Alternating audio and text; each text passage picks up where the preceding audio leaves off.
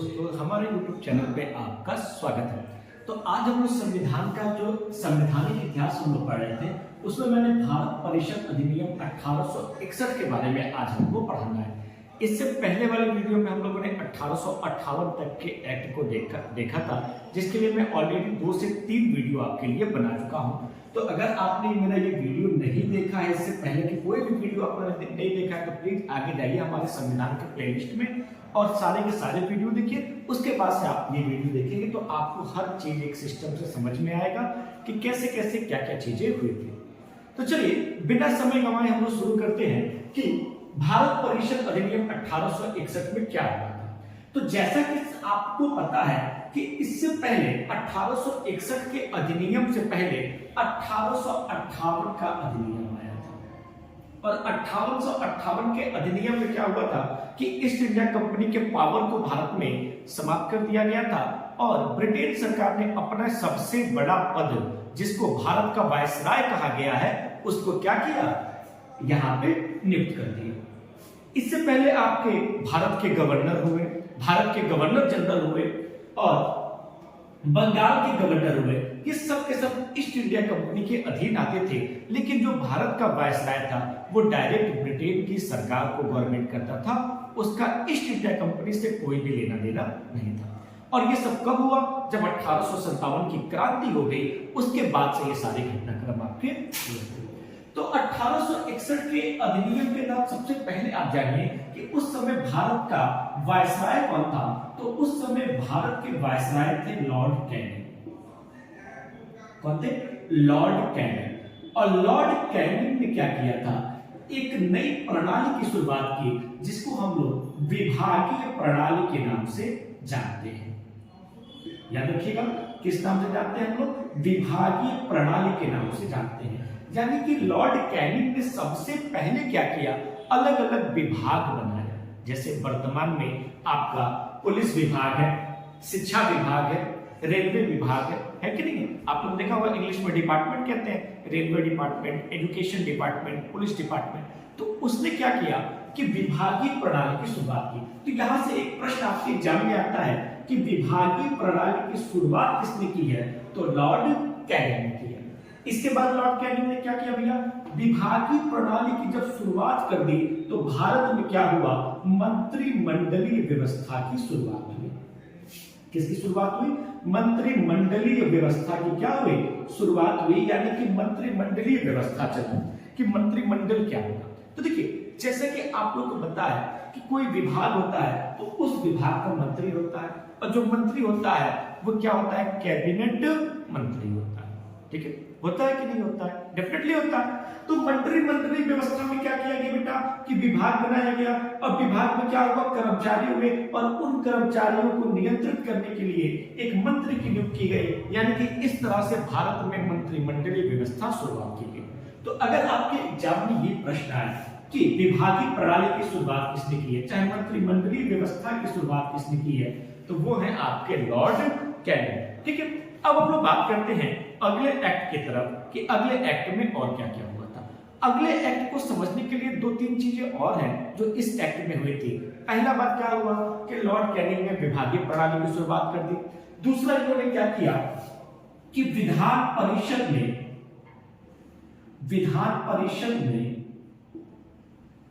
भारतीयों को नियुक्त किया।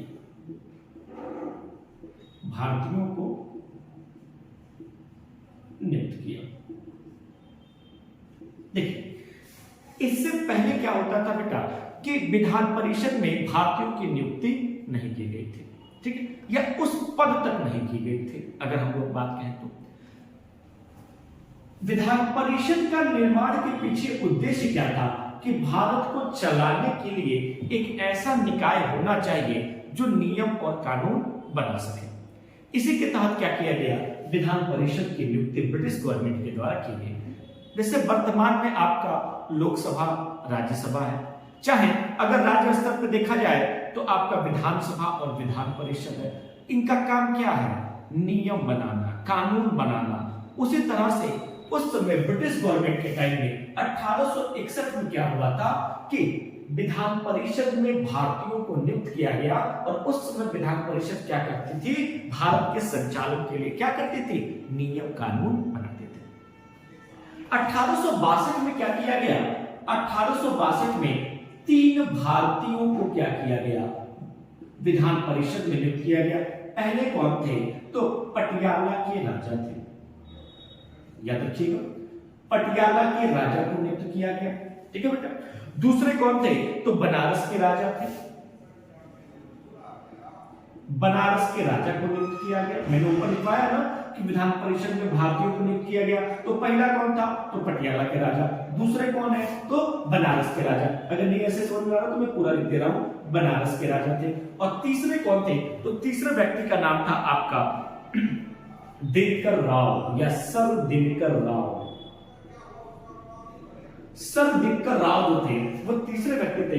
इस तरह से पहली बार विधान परिषद में भारतीयों को क्या किया गया है, नियुक्त किया गया है। पहला व्यक्ति कौन था, पटियाला के राजा थे। दूसरे व्यक्ति कौन थे, बनारस के राजा थे। और तीसरे व्यक्ति कौन थे, सर दिनकर राव थे। देखिए, अगर आप एसएससी की तैयारी कर रहे हैं, यूपीपीसीएस की तैयारी कर रहे हैं, वहां पे क्या है, आपको संविधान पूरा डिटेल में पढ़ना पड़ेगा। अब वो समय नहीं है कि आप सबसे बड़ा सबसे छोटा और वन लाइनर पढ़ के आप जो है कंपटीशन निकालो। आप खुद देख रहे होंगे कि एक पद आ रहा है, 2 पद आ रहा है और उसमें लाखों की भीड़ हो रही है। 100 पद आ रहा है, लाखों करोड़ों की भीड़ हो जा रही है। तो आपको उतने बच्चों को पीछे करना है कि नहीं है। और उतने बच्चों को पीछे कैसे करेंगे, जब आप अच्छे से सिस्टमेटिक तरीके से पढ़ेंगे। अगर हमारा वीडियो आपको अच्छा लगे तो प्लीज इसको लाइक, सब्सक्राइब और शेयर जरूर कीजिएगा, ताकि मैं और इससे अच्छे अच्छे कंटेंट आपको दे सकूं जो आपके एग्जाम्स के लिए बहुत ही लाभदायक है। देखिए, हमारे चैनल पे क्या है, आपको सारे क्लासेस फ्री में दिए जाते हैं, इसका आपसे कोई शुल्क नहीं लिया जाता है। आप बहुत सारे आपने चैनल्स पे विजिट किया होगा, देखा होगा, वहां पे वो लोग क्या करते हैं कि प्रैक्टिस सेट कराते हैं और क्लासेस के लिए आपको अलग से पे करना पड़ता है, तब आप उनका पेड क्लास लेते हैं। लेकिन हमारे चैनल पे क्या है कि आपको सारे क्लासेज आपको फ्री में दिए जाते हैं, अलग से कोई भी फीस आपसे नहीं ली जाती है, ठीक है। अब इसके बाद आते हैं हम लोग अगले एक्ट की तरफ, जो हमारा है भारत परिषद अधिनियम 1909। भारत परिषद अधिनियम 1909 के बारे में बात करते हैं। अब भारत परिषद अधिनियम 1909 को हम लोग एक अन्य नाम से जानते हैं, और इसका अन्य नाम क्या है, तो इसको कहा जाता है मार्ले मिंटो सुधार। मार्ले मिंटो सुधार के नाम से भी इसको जाना जाता है। कि मार्ले मिंटो सुधार कब आया था, तो 1909 में आया था। याद रखिएगा, जब मैं आपको आगे पढ़ाऊंगा तो ये सारे सन मैं आपको याद करने का तरीका बताऊंगा, और आपको एक वीडियो देख लेंगे, आपको सारा सन क्या हो जाएगा, याद हो जाएगा। तो अब हम लोग बात करते हैं मार्ले मिंटो सुधार के बारे में। तो देखिएगा, मार्ले मिंटो सुधार में ये मत समझ लीजिएगा कि मार्ले मिंटो एक ही आदमी का नाम है, मार्ले अलग व्यक्ति का नाम है और मिंटो अलग व्यक्ति का नाम है। इन दोनों ने क्या किया था, भारत के संचालन के लिए जो सुधार किए थे, किस एक्ट में, भारत परिषद अधिनियम 1909 के एक्ट में, जिसके कारण इसको मार्ले मिंटो सुधार के नाम से जाना जाता है। अब ध्यान दीजिएगा कि 1909 में क्या था बेटा, कि जो भारत के वायसराय थे, भारत के वायसराय थे, वो कौन थे, मिंटो थे। जबकि भारत के सचिव कौन थे, तो उस समय जो भारत के सचिव थे वो थे आपके मार्ले। कौन थे, मार्ले। तो याद रखिएगा, मार्ले जो थे उस समय के भारत के सचिव या भारत राज्य के सचिव भी कह सकते हैं, भारत राज्य के सचिव थे या भारत के सचिव थे। और भारत के वायसराय कौन थे, मिंटो थे। इन दोनों ने मिलकर जो भारत के शासन में सुधार के लिए काम किया 1909 के अधिनियम में, इसलिए इसको क्या कहा जाता है, मार्ले मिंटो सुधार अधिनियम कहा जाता है। और इसमें क्या किया गया, इसको समझिएगा थोड़ा सा, कि इसको क्यों मार्ले मिंटो सुधार अधिनियम कहा जाता है, इसको थोड़ा सा हम लोग को समझना है। तो मार्ले मिंटो सुधार अधिनियम इसलिए कहा जाता है क्योंकि वायसराय की कार्यकारिणी में, वायसराय की कार्यकारिणी में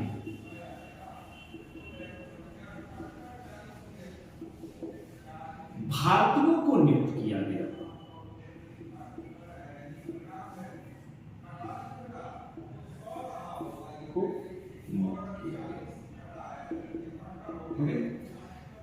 पहली बार क्या हुआ था कि वायसराय की कार्यकारिणी में भारतीयों को नियुक्त किया गया। देखिए, वायसराय उस समय का सबसे बड़ा पद था। अब वायसराय को राय देने के लिए अलग अलग डिपार्टमेंट्स के लोग वहां पे, जैसे वर्तमान में क्या होता है कि प्रधानमंत्री होते हैं और प्रधानमंत्रियों को सलाह देने के लिए क्या होता है, मंत्रिपरिषद होता है, मंत्रिमंडल होता है। उसी तरह से क्या है कि उस समय सबसे बड़ा पद किसका था, वायसराय का था। और वायसराय को सलाह देने के लिए क्या थी, वायसराय की कार्यकारिणी थी। तो पहली बार क्या किया गया है कि वायसराय की कार्यकारिणी में भारतीयों को नियुक्त किया गया है। और प्रथम भारतीय कौन थे जिनको नियुक्त किया गया, तो उस प्रथम भारतीय का नाम था आपका, गेस कीजिए क्या नाम था उनका, तो उनका नाम था सत्येंद्र प्रसाद सिन्हा। सत्येंद्र प्रसाद सिन्हा। तो याद रखिएगा, ये मोस्ट इंपॉर्टेंट है कि वायसराय की कार्यकारिणी में प्रथम भारतीय कौन थे जिनको नियुक्त किया गया था, तो सत्येंद्र प्रताप सिन्हा थे।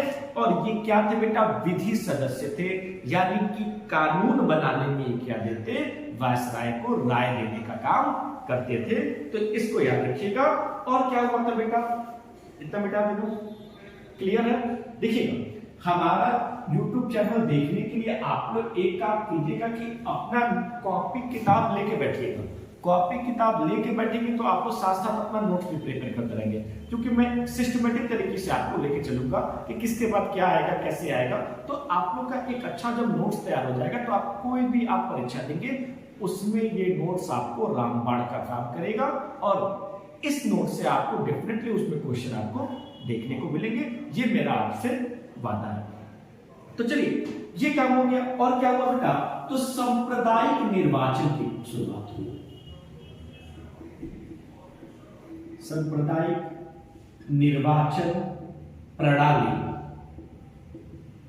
की शुरुआत हुई,